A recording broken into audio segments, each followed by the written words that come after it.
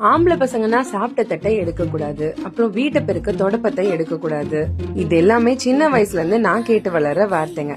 என்னமோ பெண் குழந்தைங்க பிறக்கும் போதே பாத்திரத்தோடையும் தொடப்பத்தோடையும் பிறக்கிற மாதிரி சின்ன வயசுலயே இவங்க எல்லாம் இந்த வேலை தான் செய்யணும். பெண் குழந்தைங்கன்னா வீட்டுல இருக்க பாத்திரம் கழுவுறது, துணி துவைக்கிறது, சமைக்கிறது, இந்த வேலை தான் பாக்கணும்.